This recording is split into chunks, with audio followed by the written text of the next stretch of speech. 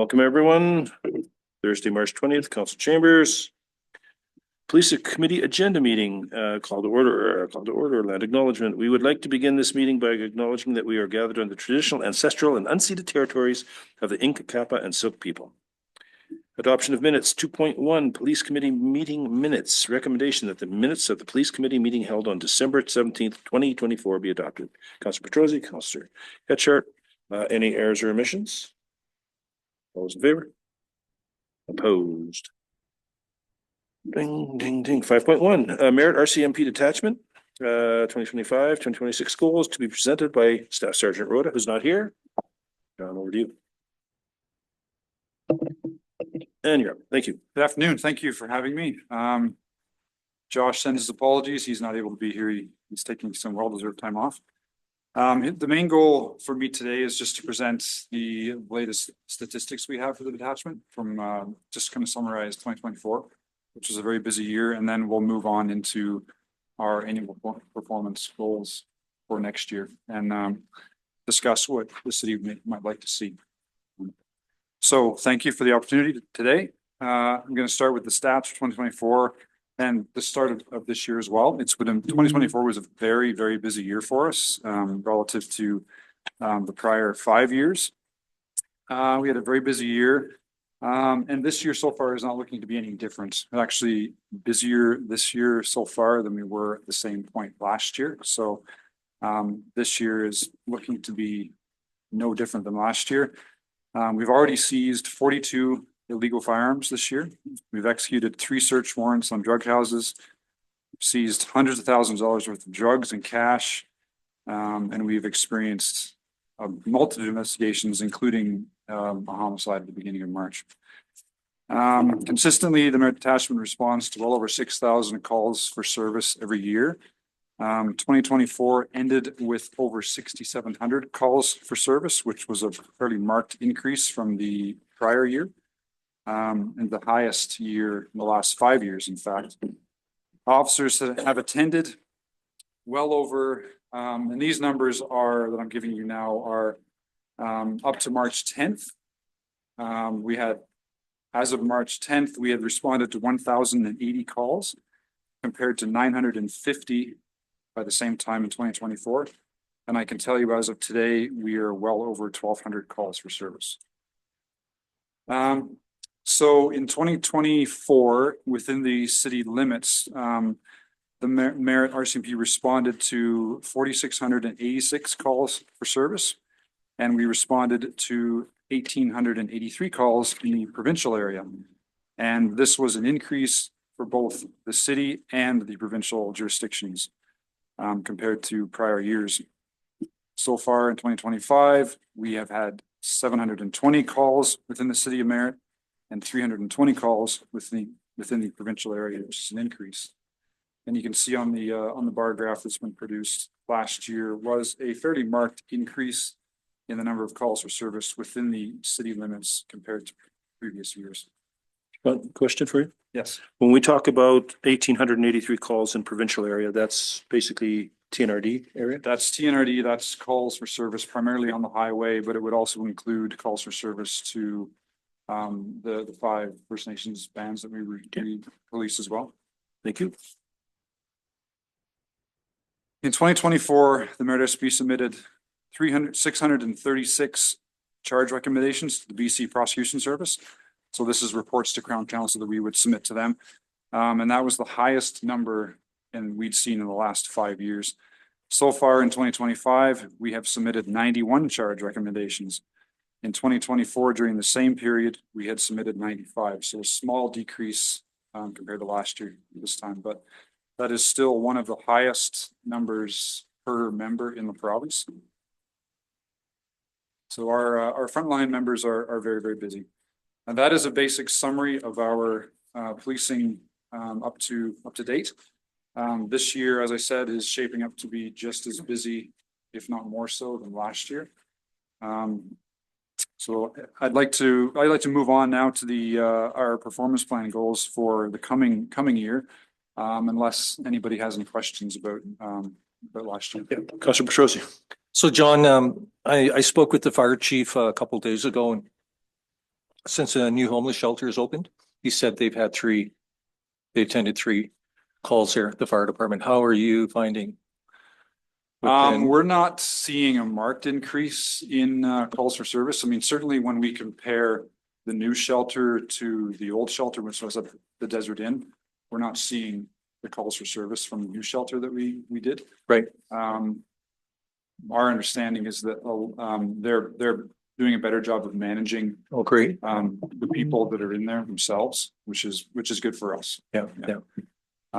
But it's been the rules at the new shelter are much more restrictive, so I think fewer people are wanting to be there.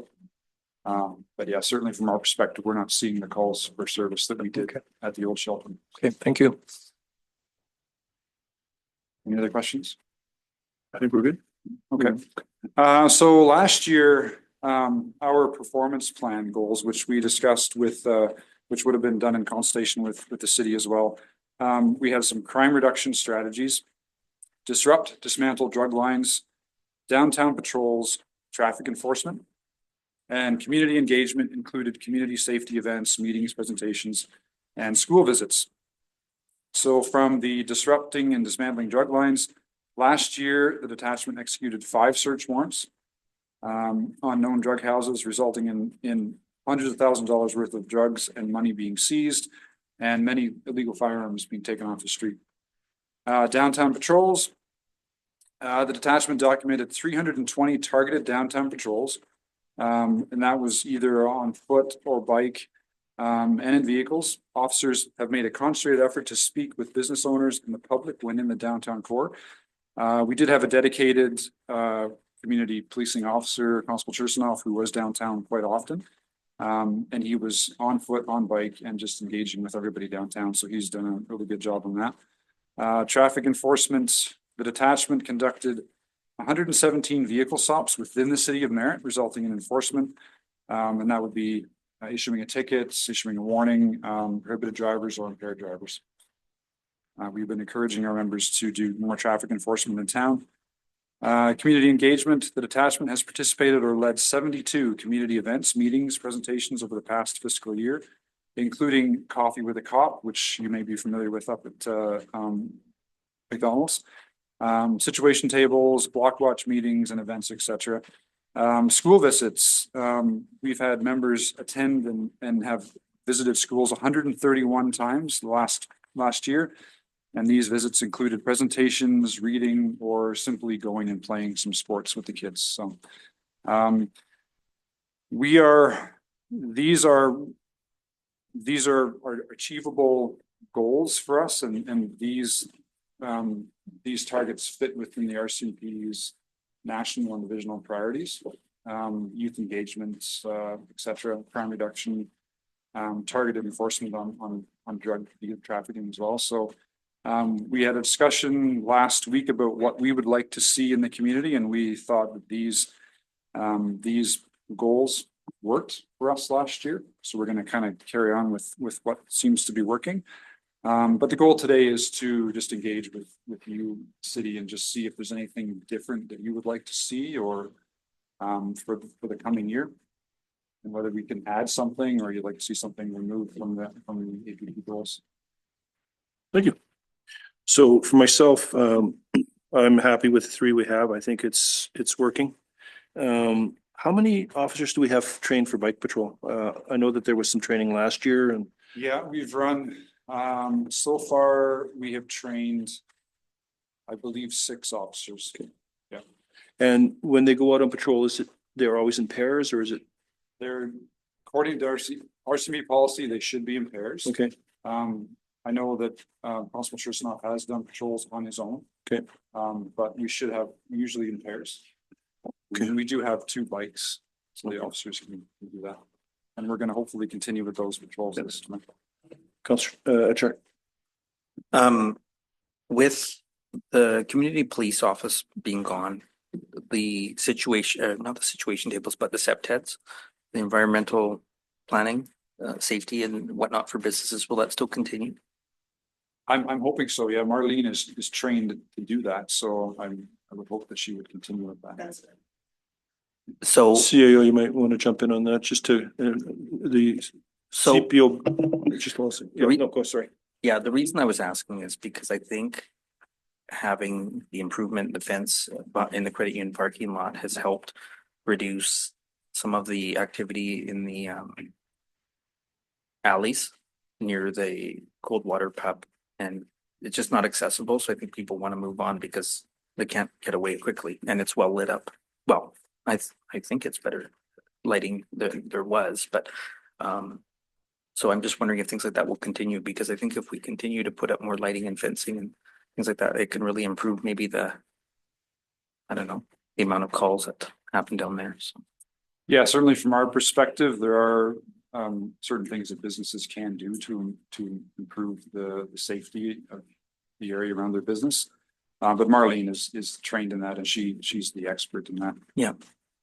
So CEO, maybe just explain, even though Marlene is not at the CPO office, she's still CPO. Well, we've rebranded her, Yeah. but she also essentially carrying on with most of the programs that she's run, like working with Block Watch, septet assessments, situation tables, and those sorts of things. So she is the one who does this. That's an internal, that's an operational from our perspective versus the RCMP don't do those.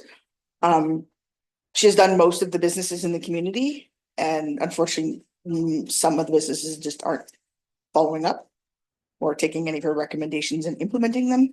So, And are we still gonna continue to have an active Crime Stoppers group as well with the Yes. presence? yes. Because I know that was one of her main programs as well, so. So, yeah, she's the chair of the program. We're gonna ask her to step down because we shouldn't have a staff member as a chair of a community program. We should have liaisons. So we're hoping that Crime Stoppers will reorganize their board and she'll continue to be their staff support person. Councilor Patrols. Anything? Really Your pleased. views on the options in front of you? Yeah, just, just going forward, anyway, so far this year, you said we're about 200 files ahead of Yeah. this time about last that, year. Yeah, it's so far it's been a much busier year than last year. Right, right. And so what, everything, all files type of thing? Everything, all related to downtown issues. Right. Yeah, homeless people, dealing with Yeah. addiction issues. Yeah, yeah. Because I know we were really, trying to target the alcohol consumption downtown, the drug use downtown, and we had talked about that quite a bit actually. So, and just continuing with that and really trying to hit them hard if Yeah. we can. So, but I know by the amount of drunken public plays that are taken back, you're doing a good job so far. So trying to. Yeah, we're continuing to be present downtown. Typically, we try to be present in the morning before businesses open, so we can move people along before the businesses open, Right. because Yep. we've seen an increase in calls from businesses having concerns of people being camped in front of their or behind their businesses. Right, right. So one of the things, and right now this is conversation, we're heading towards that, but we're feeling about putting cameras in Spirit Square and some more cameras, better lighting, more of the cut down LED lights as we move along to really light these places up. From what I see in front of me, I think this is exactly what we have. You know, it worked last year. I don't see anything out of the ordinary that would change here. You know, we're still another year on the DCRIM pilot. 10 Hopefully that changes before then. But anyways, we're still on that, and there's some other issues that people are talking about. But I think overall, unless anyone here has something that's really stuck, I'm pretty sure this is where we'd like to stay and continue on with that. I think they're all very important, and I don't see myself if there's anything that anybody would good. like to see happen. The school visits with the kids. Yeah. Do they still have that DARE program that used to be around for It the, still exists, but it's not well supported anymore. no, We haven't seen it in this community in quite a number of years, and I'm not aware of any other community that's doing it either. yeah, Sort of went away. But yeah, we were happy with these priorities last year. They fit in with the RCMP's national priorities as well. I don't anticipate those changing markedly this year, if at all. But if they do, we can certainly keep these as our priorities and just work with the nursing police priorities as well. It seemed to work for us. Excellent. That's it? How about the charges with the crown, like for the recommendations that you do bring to the crown, what's the success rate on actually having the charges stayed and actually getting to court? I don't have those numbers in front of me, so I can't tell you.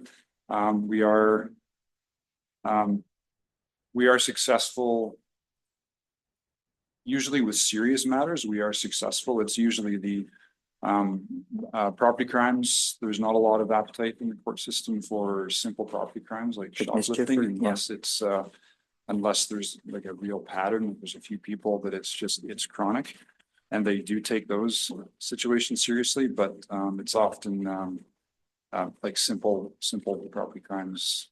Is They there, just is aren't there taken any seriously. reduction in with the new shelter with the amount of shoplifting calls that you get, or has it gone down or stayed this similar? We haven't seen a decrease with simple shoplifting incidents. You know, I would say it's stayed the same or increased. That's And I don't unfortunate. know, I don't have any data to suggest that that's related to the shelter. No, but sometimes if people have more stability, then maybe they'll be less inclined to commit crimes. Who knows? Yeah. I don't know. We can hope. So one of the things that I've heard, and may not be 100% true, but one of the reasons that I think the shelter intake is down is because a lot of them don't want to register. It's required for them to register there, and they just do not want to do that. So, yeah, and the curfew is an issue, and the no-go zones are an issue. But unfortunately, that's what we had to have in the community, and that's the way it's going to stay. So, Yeah, we've heard the same thing, that's an issue for some people going to the shelter. They don't want to be there. They don't want to follow the rules. that's the way it is. Which has meant that they've remained in the downtown core, which is probably why we're seeing an increase in the number of calls for service downtown. Councilor Charney, anything? As a spectator and a non-voting member with a sore toe. Kind of sort of. Councilor Petrosi, Do you have some numbers of what the intake actually at the homeless shelter? Do from you- last where- count I heard was 15, 15. Yeah. Wow. about 15. Okay. Now, the thing is if you drive by, there'll be people that are leaning up and sleeping up against the fence, but they're not actually inside. I think they're there to get fed. I think they allow people to come in and eat. No? Because I notice they're there all the time. They just sleep up against the fence, and I'm not really sure why they're there at the fence and not actually going inside. We'll follow up with BC Housing on that, but the services inside were supposed to be only for registered Okay. guests. So I'll confirm that that's the case on our next phone call with BC Housing, but Yeah, my and expectation would be that unless they're staying overnight, Yeah. that they shouldn't be accessing inside the shelter services. And the other question that I had from some concerned citizens was the fact that security is no longer out front. And it's because security is now actually in the building. They don't need to sit out in cars. So there's actually security in the building. You just don't see them. So before we had the cars, the Chronos or whatever it was, but they're now actually in the building. I have a friend who lives right next door and he has had no big issues with it. So he's my bellwether. He's my canary in the coal mine. So he's had no big issues. I believe it is. Councilor Garcia. So well, again, we can confirm then the intention was that they would have a trained security person, plus they have video cameras in the common spaces. So they're supposed to have a security person on every shift. And it may not be a like Chronos type security person, but somebody in their group who's trained with additional skills. And just conversations with the CAO and staff, it seems like BC Housing is a little bit more forthcoming dealing with us than they were 6 months ago. So, Or 9 months ago. or not months ago, whatever it was. Councilor Petrosi. Right. Anyway, John, I had mentioned this in the past about our emergency being closed. And it seems to just kind of snowball affect everything, right? Like your members having to take somebody mental health issues, somebody two Kamloops and leaving you short. And it just seems to be just keep happening. So just want to kind of put that out there again, that it just keeps happening and it Part of just, my- it's It's part of my spiel on the Right, 28th to the yeah. minister, so. yeah, so. They're very aware of, I mean, not only does it affect the RCMP, it affects the fire department, it affects the paramedics, it affects everybody. John? We recently had to take somebody to the hospital in Kamloops because our hospital here was closed. And unfortunately, that left one member in the community until they got back. So Yep. that was obviously a safety issue for us. Yes. That member wouldn't have been responding. The member would only be responding to calls, if they felt comfortable doing so, yeah. So, yeah, that was definitely an issue within the community because we were left with one officer on duty for, an hour and a half, 2 hours. Yes. I just want to say, thank one of your traffic members for actually staying later that night just to kind of help cover, right? So, the guys are pitching in whenever Yeah, they see need to, right? yeah, So, we certainly appreciate their assistance, and having them in the community is definitely a benefit to us. And our local First Nations policing section also is a real benefit to us having them here, because they will step into the breach if they need to. Right. Excellent. Thank you. Appreciate it. Anything else before we wrap her up? I think we're happy with these goals, as long as the city is Yep. happy as well. I think we're very happy with it. I appreciate the time and getting the goals set. Makes us happy. So information items, none. RCMP report, 6.1, we've done that. Termination, we're adjourned. Thank you. Thanks, everyone.